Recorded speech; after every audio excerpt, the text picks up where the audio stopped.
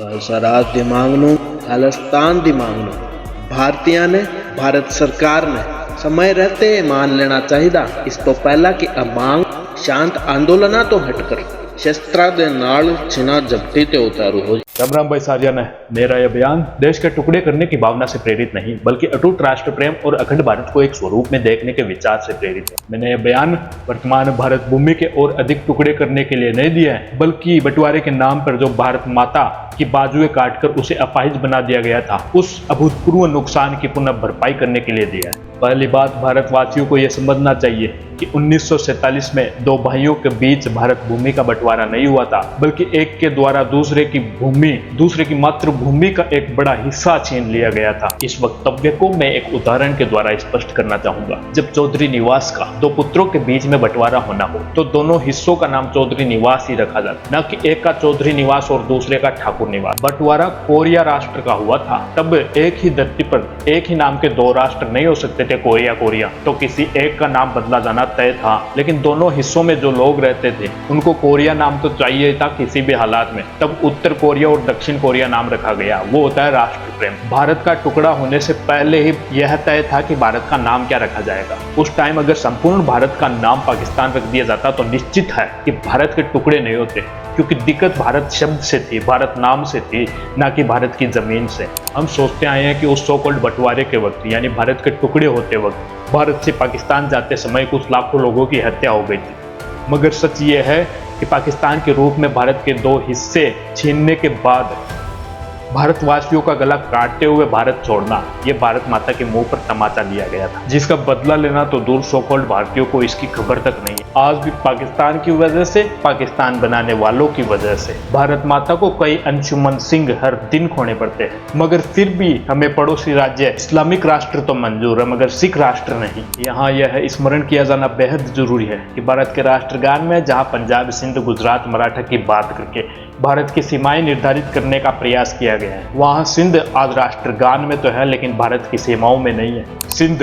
अर्थात सप्त सिंधु का एक अभिन्न हिस्सा, अर्थात भारतवर्ष का एक अभिन्न हिस्सा, सिंधु घाटी सभ्यता अर्थात वैदिक सभ्यता अर्थात हमारे एग्जिस्टेंस का एक सबूत, एकमात्र सबूत, उसको हमने पाकिस्तानियों के भरोसे छोड़ रखा है। वो पाकिस्तानी जहाँ का बच्चा बच्चा भारतीयों को काफिर कहता है और भारतीय संस्कृति को काफिराना लहजा। अगर पाकिस्तान भारत में आतंकवाद फैला रहा है और पंजाब में नशा फैला रहा है तो समय रहते पाकिस्तान को सिमटा दिया जाना चाहिए और इसका एकमात्र रामबाण इलाज है खालिस्तान। पंजाब देने से अगर भारत के पड़ोस में मुस्लिम राज्य की बजाय सिख राज्य हो जाए तो इससे बेहतर क्या होगा। और पंजाब भारत से कभी अलग नहीं होगा बल्कि लाहौर, करतारपुर साहिब और अमृतसर साहिब एक पंजाब, अखंड पंजाब का दोबारा हिस्सा होंगे और इसी के साथ हिंगलाज माता का मंदिर दर्शन भी भारतीयों विशेषकर क्षत्रियों के लिए सुलभ हो जाएगा। पाकिस्तान में पंजाबी भाषाओं को खत्म किए जाने की साजिशें चल रही है। स्कूलों से पंजाबी को हटाया जा रहा है और उर्दू और इंग्लिश के पाठन को बढ़ाया जा रहा है। पाकिस्तान में पंजाबी बोलने वालों को तिरस्कार की भावना से देखा जा रहा है, जबकि एक समय पर पाकिस्तान की 75% से ज्यादा आवाम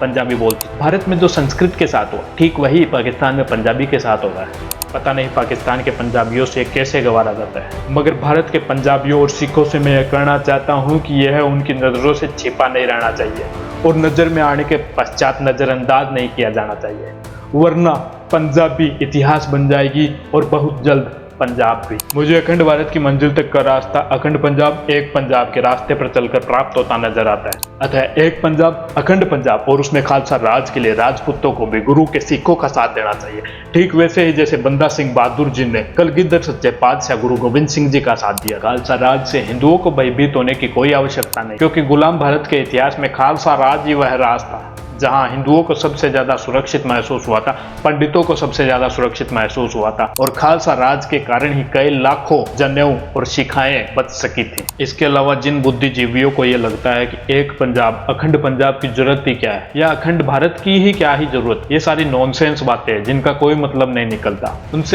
उन चतुर चमनों से मैं यह कहना चाहता हूँ कि अखंड भारत यानी बिना टुकड़े किया हुआ भारत की कोई आवश्यकता ही नहीं है, तो खालिस्तान के लिए जमीन देने में क्या ही प्रॉब्लम हो सकती है। एक और टुकड़ा सही, और ज्यादा ही डेवलपमेंट माइंडसेट है तुम्हारा और बीती बातें भुलाने का शौक भी है तुम्हें, तो राष्ट्रगान से सिंध का नाम हटा दो, क्योंकि एक दिन सिंध को वापस लेने की उम्मीद में उसे राष्ट्रगान में जिंदा रखना ये सब व्यर्थ नजर आता है। और इसी के साथ स्कूली किताबों से वीरता, बलिदान और देश प्रेम के पाठ हटा दो और पढ़ो, नौकर बनो और पैसा कमाओ वाला ज्ञान चालू रखो। और जिनको लगता है कि अखंड पंजाब के लिए, अखंड भारत के लिए या सिंध वापस लाने के लिए कईयों की लाशों से गुजरना होगा, कई माओं की कोखें सुन्नी हो जाएंगी, तो मैं मानता हूं ऐसा जरूर होगा और ऐसा होने में कुछ गलत भी नहीं है, क्योंकि अखंड भारत के लिए एक भारत के लड़ना मरना वीरों का काम। और अगर आपको ये गलत लगता है तो कह दो कि नेताजी सुभाष चंद्र बोस भी गलत थे, जिन्होंने कहा था कि तुम मुझे खून दो मैं तुम्हें आजादी दूंगा। अगर भारत को तोड़ते वक्त 10 लाख लोगों का मारा जाना एक समय पर भुला दिया जाता है, तो भारत को जोड़ते वक्त करोड़ों लोगों का मारा जाना भी एक समय आने पर भुला दिया जाएगा। जय हिंद,